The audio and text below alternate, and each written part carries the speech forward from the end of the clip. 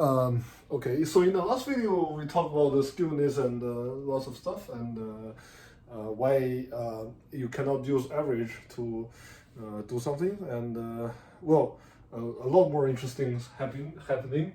But this time let's focus on the decomposition part. So it's not only so if you want to study the behavior of memorization, we not just getting a descriptive model is good, but it's not good enough for us to gain some understanding of the generating a distribution, including the bound of memorization and the properties of memorization as related to the data property, and it's not and we also want to relate the skewness to the generation dynamic. So why is it skewed, and why is it particularly skewed in this way, and what does it imply in the generation behavior? So let's recall that the LM, the generation process of LM models from a sequence to sequence, and it's like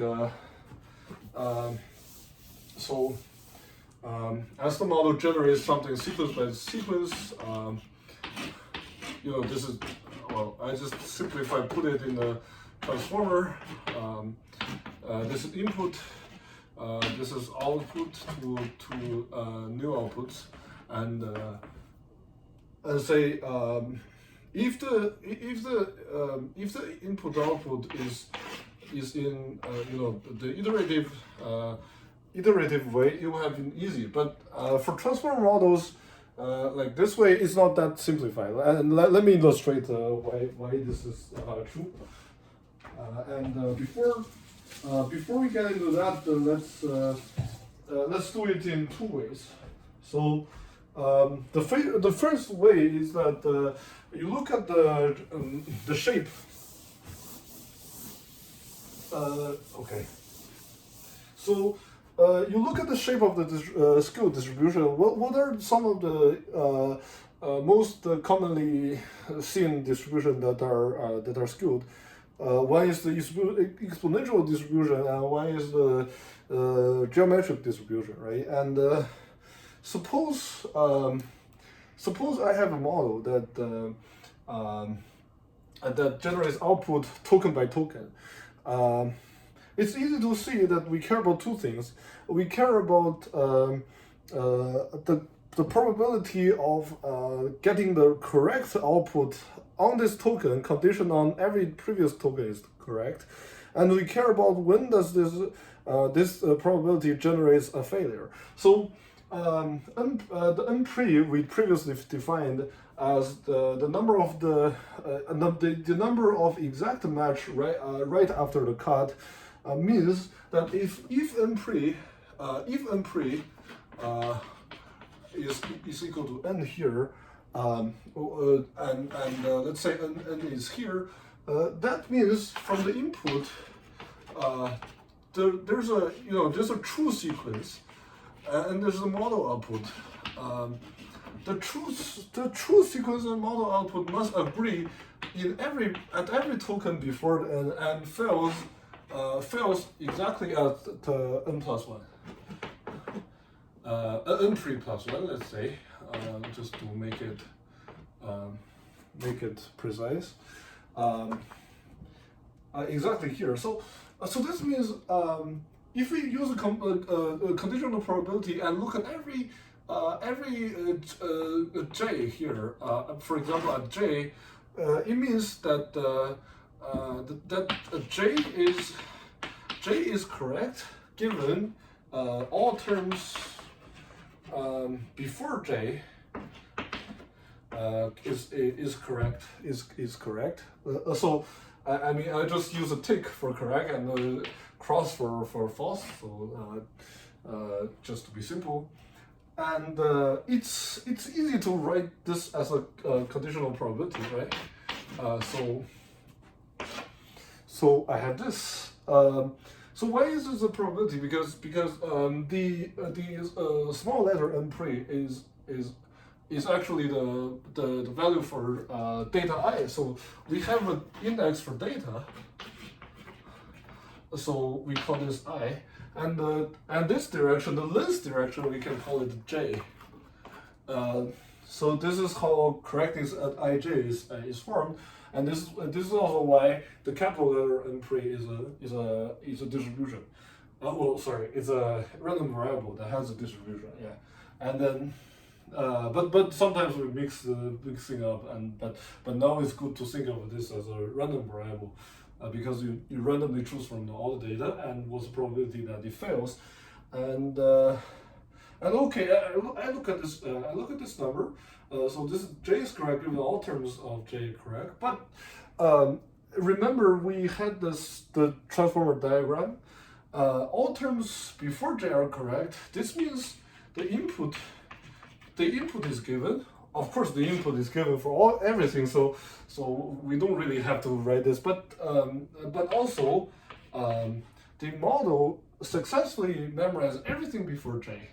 So all the term before j. So this part of the model output has to be in the output instead of the input. So the model, so this actually means j is correct. That means the reference at j value equals to the model value, given the input, and of course it split out everything before j, and the previous output is correct. This does not mean that model given input concatenated with previous correct term up to j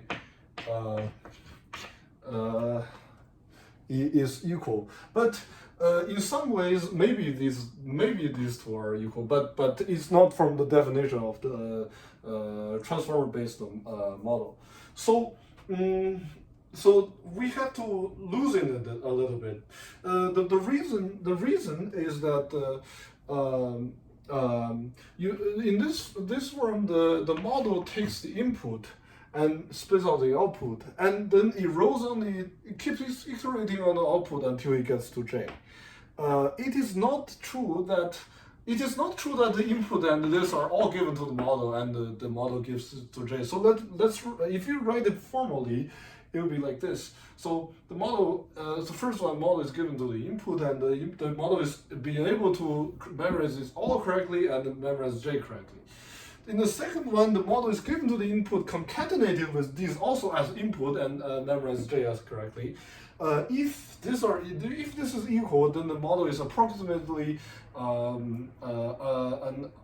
kind of iterating model, just using on the space of input itself. That means the j plus 1 is actually a model of input plus 1. But this is much more simplified. This is not quite exactly how transformer is meant to work. How it's meant to work is that it takes the output as the output. This is because it has two modules. But that doesn't stop us from decomposing the problem. And let me illustrate how we can make it broader, and eventually we can design an experiment and design some calculations that decompose.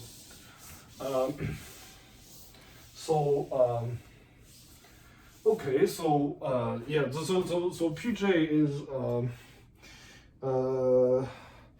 let's write three conditions. Actually, three conditions that are kind of close to each other, but actually not. So let me write the first condition. The first condition says the model's output of input concatenated with the model input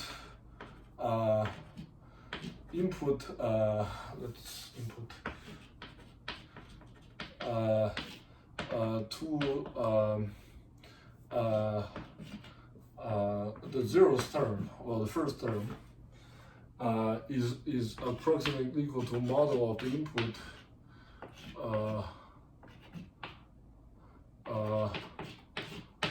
the first term of this. what does it mean? So this means if I give the models its own input, and it's if I know the model's first output is gonna be this value, and I give this model the first, oh, we have to get the index. So so this means actually let me give you an example. Otherwise you never understand this. So for example, San Francisco is a beautiful city. This is Cinder, and for example, this is the model input. This is the model input, and put this in the model. It completes a beautiful city. Now, this is the first setup. This is equal to, let's say, this beautiful city will, beautiful will be input first value, well, not first value, but this is a zeros value. This is the second value, and with index 1, because we come from 0 in a sequence. Well, you don't have to do that, but yeah. Anyway, and then if I know the first output is this is actually m input zeros. So this is m input zeros. This is m input 1, and then if I do San Francisco is a, and then make this part as an input, it is a new input, but this input is exactly the old input plus or concatenated with the true output of the model at 0, and then put that into the input, and if the result is also beautiful city, then we say this part, this beautiful city, then we say this part, which is this, is equal to this part, which is this. So this is a or in another way, the model doesn't care if some of the appended thing are in the input or output. This is quite strict. Well,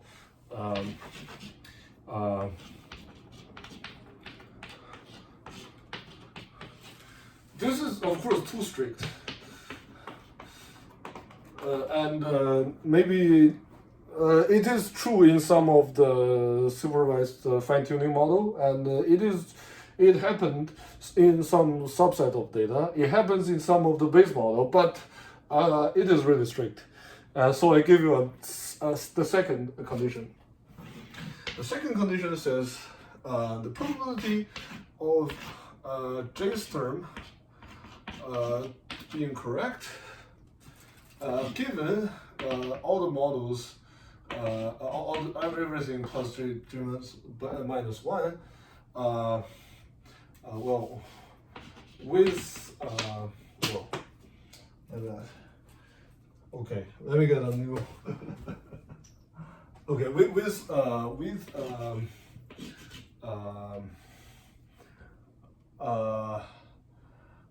input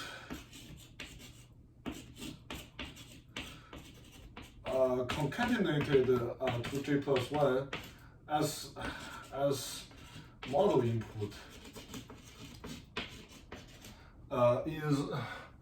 is equal to the probability that J plus 1 dot dot, well, J plus 1 is correct given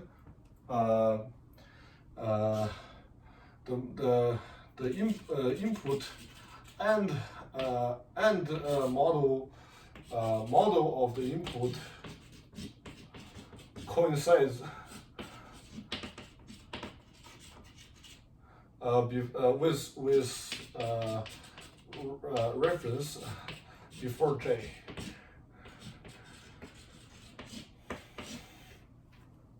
This is the second condition, and we can call let's say we can call this one the second one,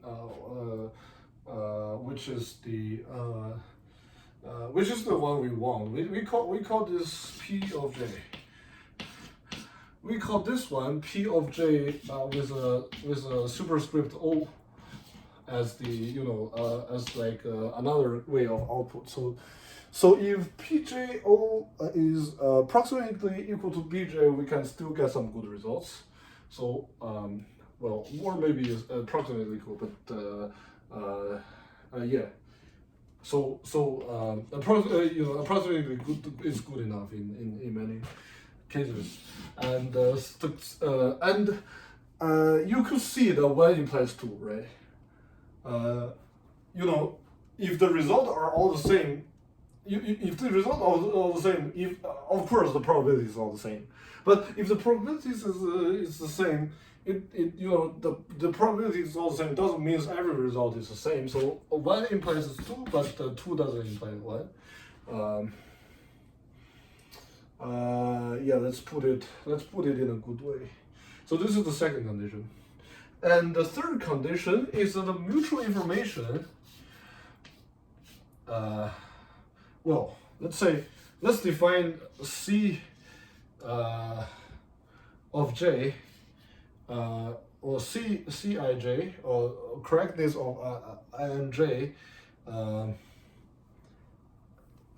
is independent to correctness of I k for k k taking combination of every index before j.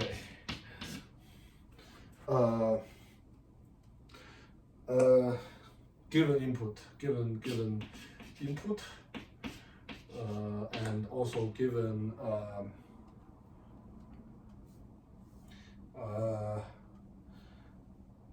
let's say sorry, correctness of INJ is independent to correctness of I and K, and maybe and also independent to whether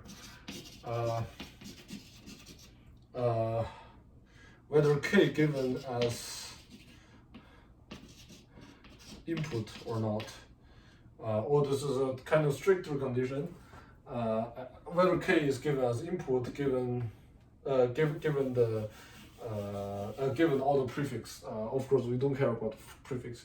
So this is the third condition. Why do we want to believe in the third condition? Well, there's no particular reason, but we assigned like equal weight in the supervised fine tuning. So this might be the first one and the third one may be only relevant to supervised fine tuning, or maybe sequential data that uses the previous sequence as input and the last term as output. And also, of course, if it's independent to whether this is independent, you can say that this implies this. This implies the PJO equals this. Why? Because this thing condition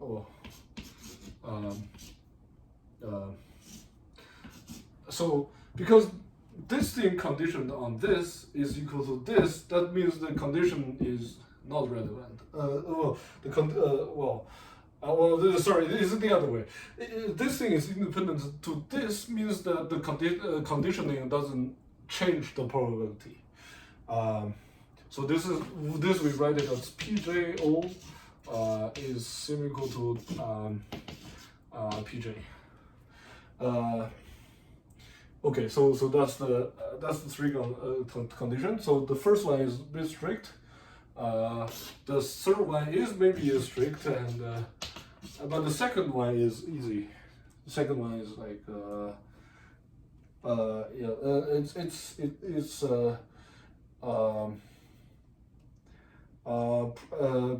let's say the second one is pretty easy, and the way we use J, and this is not the function.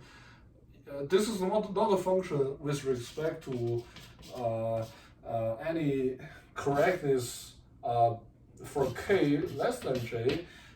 This is satisfied by 3 as well. So yeah, so basically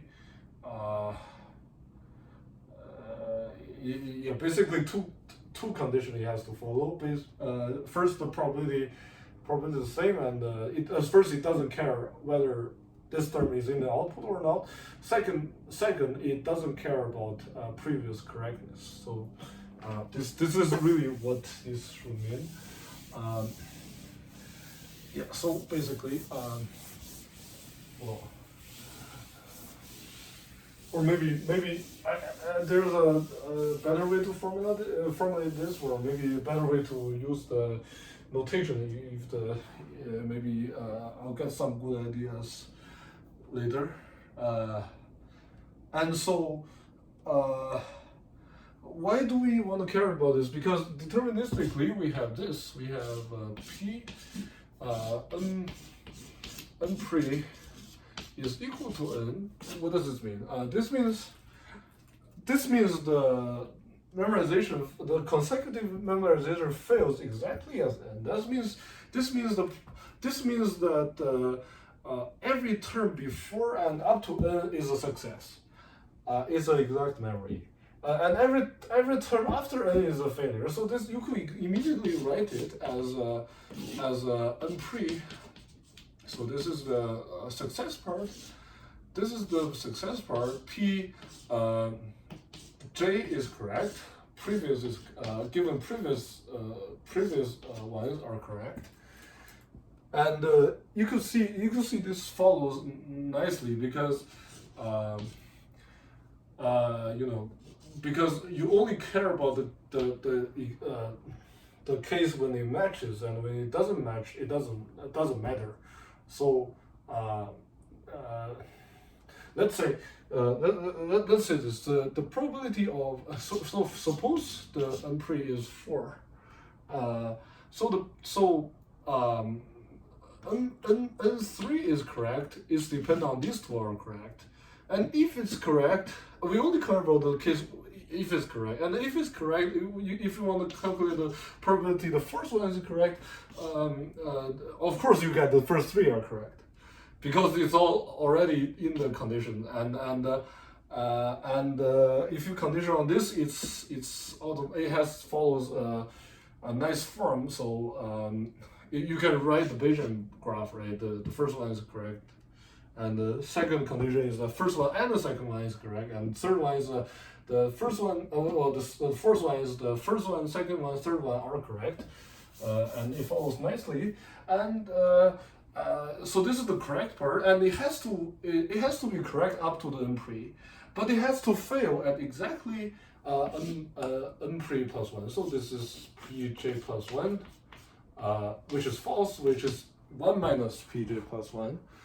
I'm not gonna, so basically the condition is same. So n pre plus 1.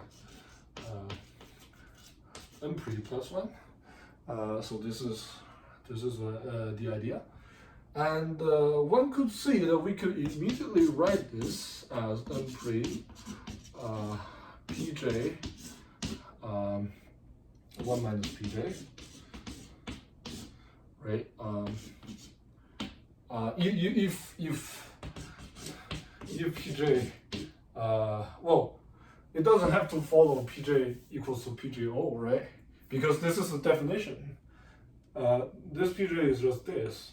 If pj output is similar to pj, then we can do some estimate. But essentially, this doesn't need that condition. This follows nicely from the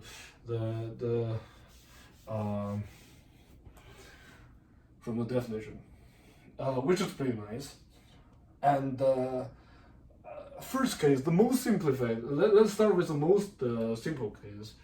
The simplest case is every p is a constant. Pj is p. What happens? This will follow a geometric distribution, right?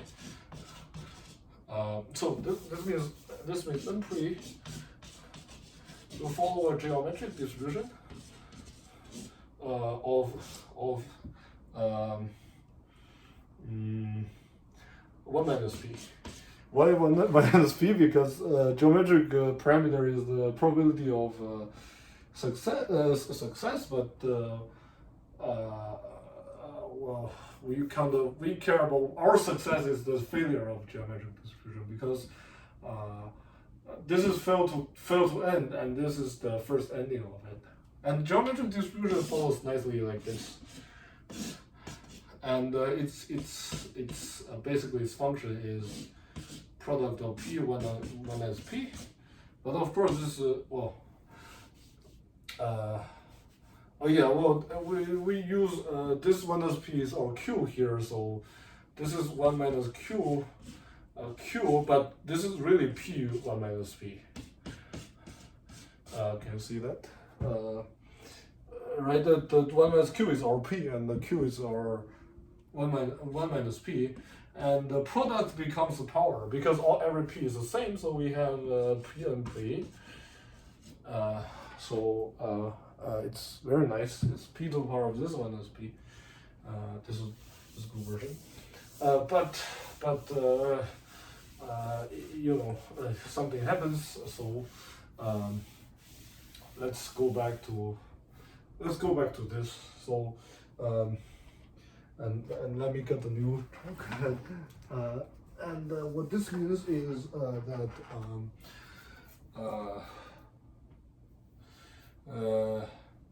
the probability of J given previous is memorized correctly in the output. This is, you know, this is Pj, this P 1 minus P and pre. This is lower letter P, of course. This product, and this is a success part. This is a failure part. Well, this is the memorization part. This is the, you know, this is the consecutive part. Is that the previous words are exactly memorized. This is the one word that it begins to fail. So we can do this if so if Pj is dependent on previous successes, then it's not good, because well, it's good in some cases, but for our estimation, it's not easy. So we want to check whether the previous whether the probability that the model so let me put it this way, whether the probability of the model memorizes J correctly is dependent on whether it's being able to whether the model itself is being able to memorize these correctly. But the memorization at J score is that we give all the correct the term. Let me rephrase this. We care about whether the models be able to memorize exactly the J's block given all the correct terms as the input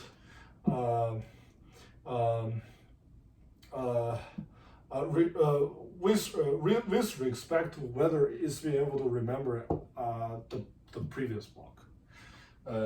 This is why we want to care about the mutual information of the correctness at J between correctness as J and the correctness given the correctness of K. K taking any combination.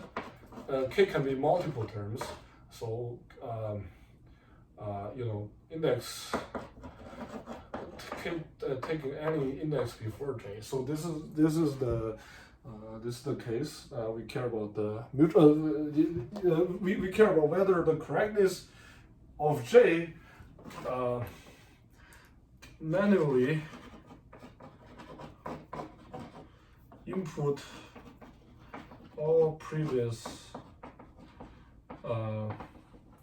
correct terms as model input. You know, whether if I just forcefully, if I force all the correct previous input in this, and the correctness will be dependent to whether I do the whether it's correct if I do all the same for any index before j and take their vector as a combination. And usually, if you think about independence, linear independence, but this is a discrete version. So if I get enough data, I can calculate the mutual information. And if mutual information is low, really low in this case, in some ways, I can say this. This is let's say independent. This is the one thing, but also I do need PJ. I do need PJ is close to PJ output. All right, because I want this form as well. So this is the this is the idea. So this can be computed. So this can be computed. Of course, this can be computed as well, but and when these two holds, well, let's say when these two holds, well, of course, CG, you could also compute the mutual information between whether I manually put in all the previous correct terms or not put in the manually correct terms. That could be one of the mutual information. So that in some ways this is checking this in some of the index. But we just did everything, and after we did everything, we have a nice form that we have some conclusion from the experiment. First, this is correct for lots of models, and second, this is correct for all models. Why? Well, these two are kind of related, and we know that the distribution of errors is evenly optimized, but this does not guarantee that this to be true. So it's not. There's no way to really prove whether this were true or not. But in the case when these are true, you can estimate this in a pretty good way. That you can just use PJ minus PJ minus unpre to do this, and of course you can bound PJ. You can bound PJ, and of course you can bound length as well. And we're gonna discuss how to do this. We didn't work on the optimizer. So why this hold true? There's some heuristics, but there's no mathematical proof of this step at the moment. Maybe some genius will do it later, and so we get really good descriptive. Well, not saying really good, but really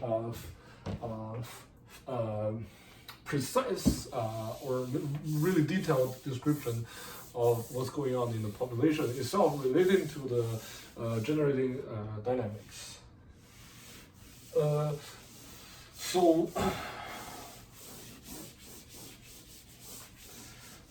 But then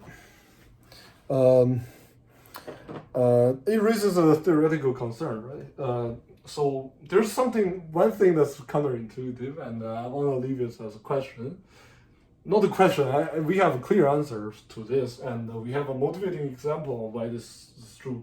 So we say the correctness at J is not dependent on previous correctness, right?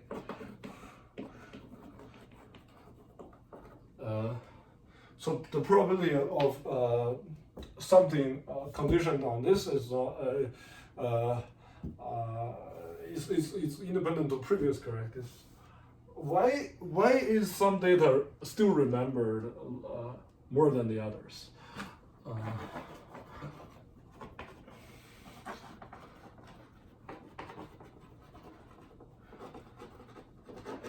Longer.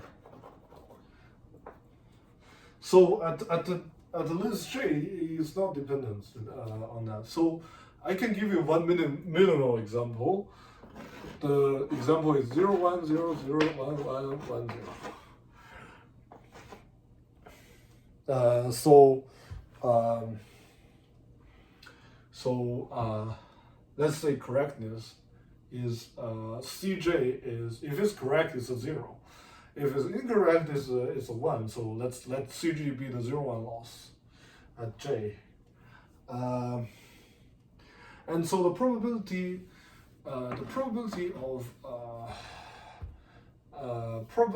of correctness at the second place, right?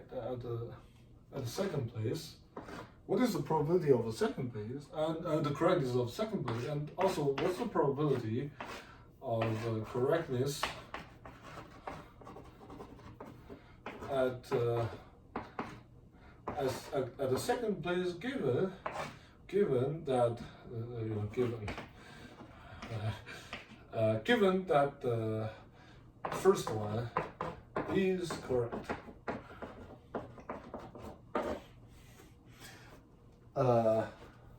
And you could calculate this, right? The probability of correctness is 2. There's 1/2, right? 1/2, because there's just 1. And the probability of correctness is 2 given the first one is correct. So first one is correct. Let's pick from this value.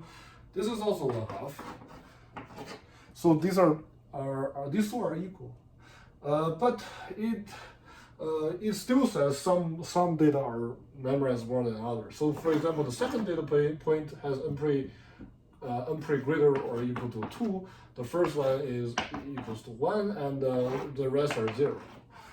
So this is not the contradiction. Hopefully it's clear, and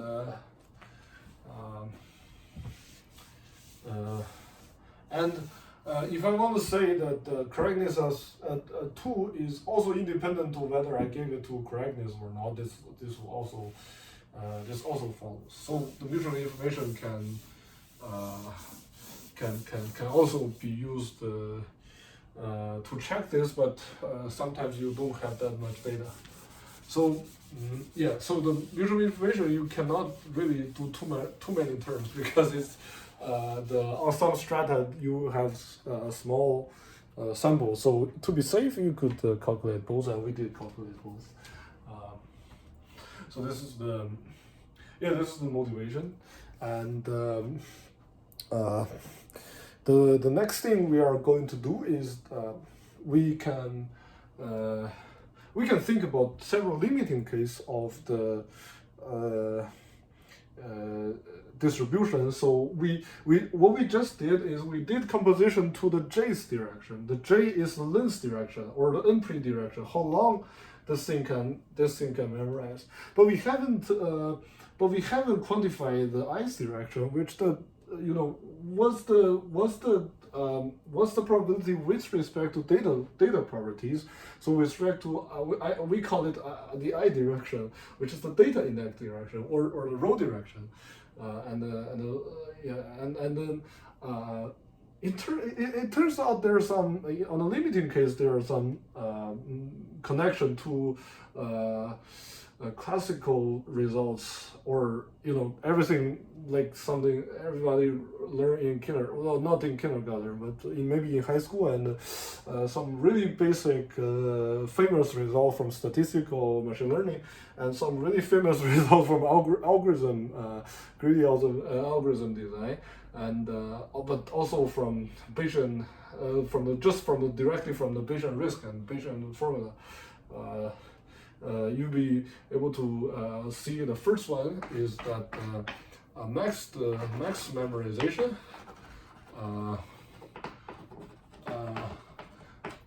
well, not the max rate of memorization greater or equal to some n. This is bounded by the Bayesian optimal classifier. Well, let me clarify. This is training data. This is saying training data is the true data because when we talk about memorization, it's actually memorizing from the training data. So we're just assuming that training data is the thing we care because there's no way to. It makes no sense to say the model remembers something that's not in the training data. The case of memorization in this practical sense is weird. So this makes it trivial. So this makes it really trivial, and we can just elaborate this because Bayesian optimal classifier is optimizing in the 0-1 loss of y and f hat, which is defined as the argmax y of y given x, py given x, px, and the px is actually taking the training data. So this px will not be reweighted, and but well, I guess. I haven't worked on this, but I guess if you reweight px is the same, because optimizing this on the limiting case you just care about this thing. This is once you give an x the f itself will be independent of x, and so each part can be done independently. And second is that if the loss function, usually the loss function is a DKL, right? Or maybe a cross entropy, but cross entropy is in some ways equivalent to DKL. If this goes to 0, or maybe argmax of pi of y, so prediction value of y given some input is approaching the argmax of pi of y of x. So this is predicted termwise output is approaching to the true greedy output. If this happens, then term by term,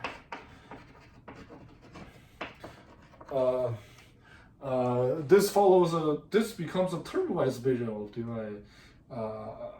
optimal classifier. So this is saying memorization up to maybe five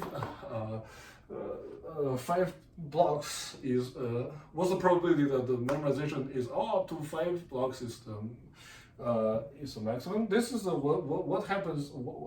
What if we maximize the probability of remembering this next term at this exact block, and for each block we keep doing that.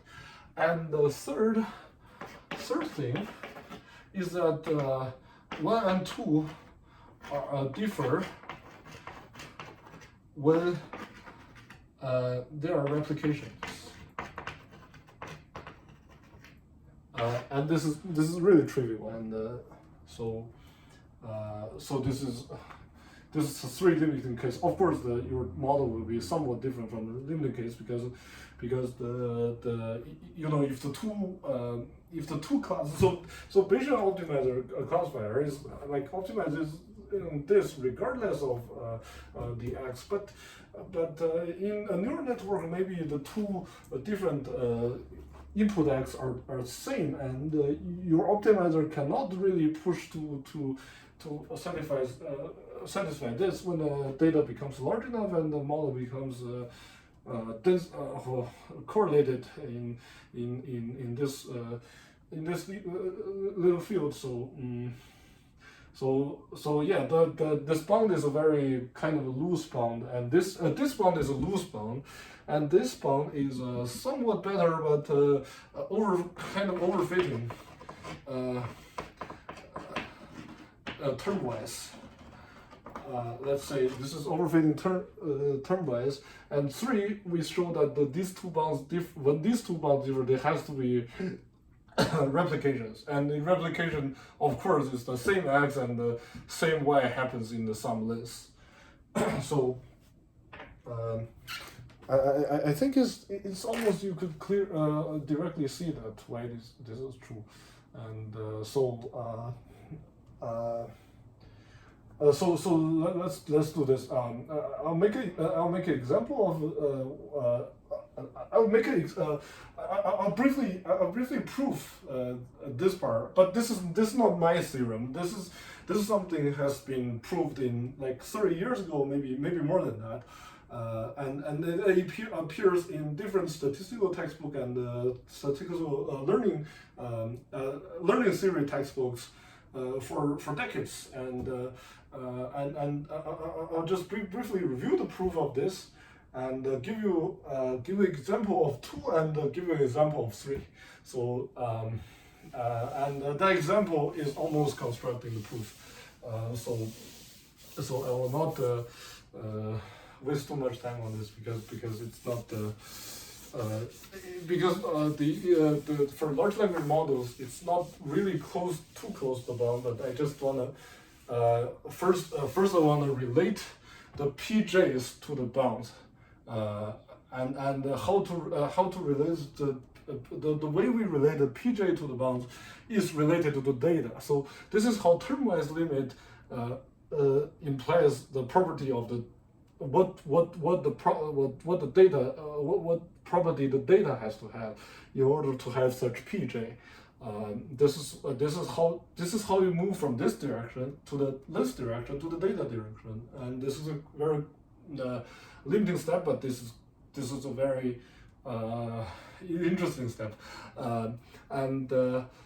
for the model we have to define something better to not just 0-1 loss and Bayesian altimeter to design such experiment, and and that would be another video. Yeah. Okay. Thank you.